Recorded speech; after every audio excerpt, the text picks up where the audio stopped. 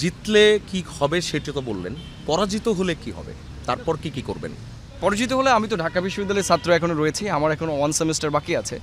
So আমি 1 semester শেষ করে আমার তো বলেছি আমি ঢাকা বিশ্ববিদ্যালয়ের ভিপিরা সবাই যে রাজনীতি করেছে এমন না, এটা অধুনা আর কি একটা ফ্যাশন হয়েছে যে রাজনীতিবিদ হতে হবে।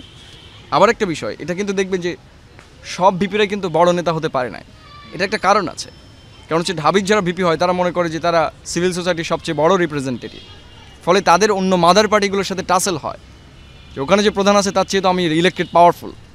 কারণ বাংলাদেশে তো আসলে পরিবারতন্ত্র চলে আসছে নানা জায়গাতে, একজনের পর আরেকজনের একটা সিলেকশন প্রসেস। তো সে যদি ইলেক্টেড রিপ্রেজেন্টেটিভ, তারপরে কিন্তু ওই পার্টিতে যে সে ভালো করতে পারে না, আপনি কাউকে দেখাতে পারবেন না যে খুব একটা ভালো অবস্থানে আছে। সেই অফার তো আপনার বেলাও আসতে পারে যদি আপনি জয়ী হন। হ্যাঁ, আমি তো রাজনীতিতে জয়েন করছি না, আমি তো ছাত্র, আমি পড়ালেখা করি, আমি আমার মতো আমি অলরেডি এডটেক চালাচ্ছি, হয়তো মাস্টারি করতে পারি, অথবা আমার ইচ্ছা আছে ফার্মিং করবো। সাতক্ষীরার খুব জনপ্রিয় ব্যাপার চিংড়ি চাষ করা, হ্যাঁ এটা তো সবাই করে।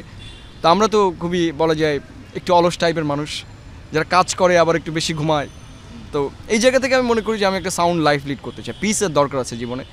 কারণ আমাদের দেশের রাজনৈতিক পরিসরটা তো আপনি জানেনই, অলরেডি আমি এটা আসার পরেই অনেক জায়গা থেকে হারমোনিটা নষ্ট হচ্ছে আসলে, জীবনের যে হারমোনি আর কি। তো সেই জায়গা থেকে আমি আমার জীবনে ফিরে যেতে চাই, মানে যে জীবনটা আমি লিড করছিলাম এখন মনে হচ্ছে যে কিছুটা আমি রেস্ট্রিক্টেড লাইফ লিড করা লাগছে।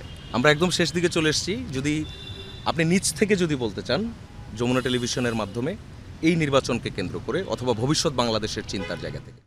না, আমি মনে করি যে প্রত্যেকটা মানুষের ছেলে মেয়েদের একটা বোধ, যেটাকে জীবনানন্দ দাশ বলে বোধ, আন্ডারস্ট্যান্ডিং, মানুষকে তার কনসিয়াসের জায়গা থেকে তার দায়বদ্ধতা আছে। আমরা যখন কোনো একটা ভুল করি, সেই ভুলটা যদি কালেকটিভলি এফেক্ট করে, এটার জন্য কিন্তু আমাদের সবাইকে এটার জন্য সাফার করা লাগে।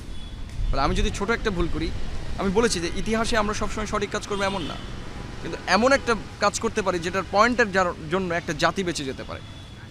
ধরুন আজকে আমি অনেক ভালো কাজ করলাম, কালকে যে আমি অনেক বড় একটা ব্লান্ডার করলাম, কিন্তু আজকের ভালো কাজটার জন্য একটা কালেকটিভ চেঞ্জ হয়ে গেল, একটা অভ্যুত্থান হয়ে গেল, ধরেন একটা স্বাধীনতাই হয়ে গেল আজকের স্টেটমেন্টের জন্য। তো সেই জায়গা থেকে আমাদের প্রত্যেকে ক্ষুদ্র ক্ষুদ্র অবদানই কিন্তু একসময় কালেকটিভ চেঞ্জটা নিয়ে আসে। ফলে আমাদের যাদের ভয়েস রয়েছে, আমরা মনে করি যে এটা রাইট, সেটা ওপেনলি বলার মতো সাহস করতে হবে, নিজেকে এগিয়ে আসতে হবে, তাহলে একদিনে কালেকটিভ চেঞ্জটা আসলে পসিবল হবে। আমরা যদি বসে থাকি না আবার একটা অভ্যুত্থান হবে, আমরা পেছনে গিয়ে দাঁড়াবো, তাহলে আমাদের চেঞ্জ আসলে কখনোই পসিবল হবে না। এটা আমার সবার কাছে অনুরোধ থাকবে যে এখন ভোটিংটা আপনার রাইট, অবশ্যই এই রাইটটা আপনি মিস করবেন না। আপনার এই সামান্য একটা টিক চিহ্ন বা ক্রস চিহ্ন আপনার আগামী দিনের ভবিষ্যৎ নির্ধারণ করতে পারে। জি, থ্যাংক ইউ শামীম হোসেন, আপনাকে অসংখ্য ধন্যবাদ আমাদেরকে সময় দেওয়ার জন্য।